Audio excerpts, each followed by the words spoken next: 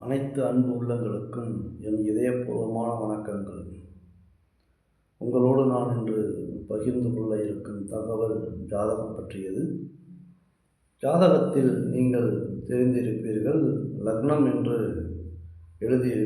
இருப்பார்கள், லா என்று குறிப்பிடப்பட்டிருக்கும். ஜாதக கட்டம் நீங்கள் பார்த்திருப்பீர்கள்.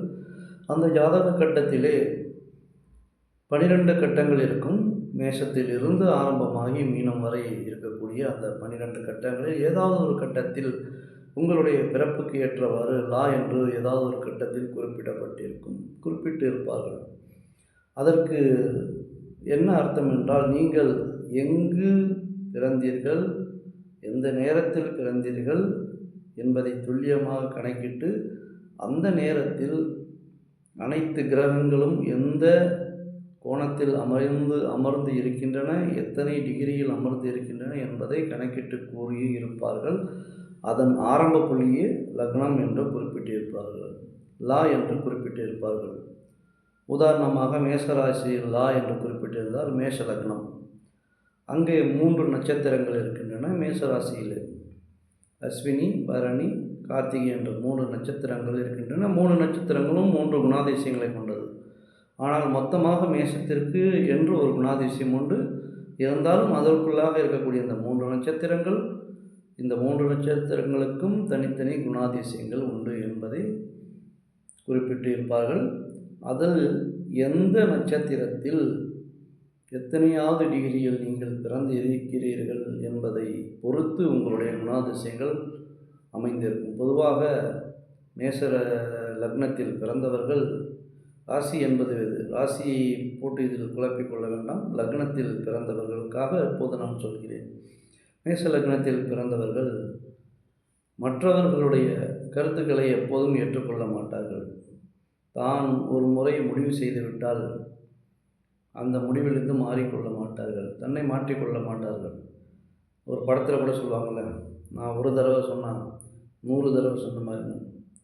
அதே மாதிரி இன்னொரு படத்துலேயும் சொல்லுவாங்க, நான் ஒரு தடவை முடிவு பண்ணிட்டேன்னா என் பேச்சை நானே கேட்க மாட்டேன் அப்படிங்கிற மாதிரி.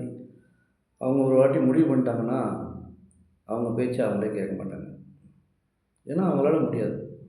அவங்க அந்த காரியத்தை முடிச்சுட்டு தான் வருவாங்க. உதாரணமாக ஒரு இடத்துக்கு போகிறாங்கன்னா அந்த விஷயத்தை, அந்த போன விஷயம் எந்த விஷயத்துக்காக அவங்க போனாங்களோ அந்த காரியத்தை முடித்து விட்டு தான் திரும்புவார்கள். அதுவரை அவர்களுக்கு மன நிம்மதி என்பது கிடையாது. இது அங்கே மேஷ லக்னத்துக்குரிய குணாதிசயங்களில் முக்கியமான குணாதிசயங்களில் ஒன்று. மேலும் மேஷ லக்னத்தில் பிறந்தவர்கள் பிடிவாத குணம் அதிகமாக இருக்கும். எந்த காரியத்திலும் பிடிவாதமாக நின்று அதை முடித்து விடுவார்கள். இந்த குணங்களுடன் கூடிய அமைப்பு தான் மேஷ லக்னத்தில் பிறந்தவர்களுக்கு இருக்கும். இதை உணர்ந்து கொள்ள வேண்டும்.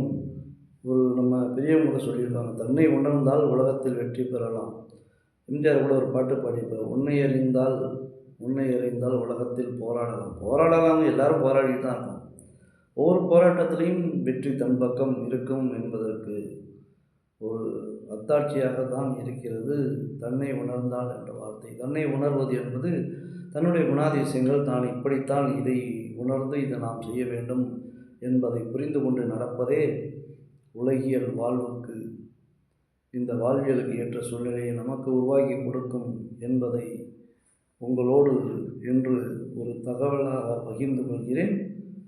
உங்களை உணர்ந்து கொள்ளுங்கள். நீங்கள் உங்களை உணர்ந்து மேலும் வாழ்க்கையில் உயருங்கள், வெற்றி பெறுங்கள். வாழ்த்துக்கள். நன்றி, வணக்கம்.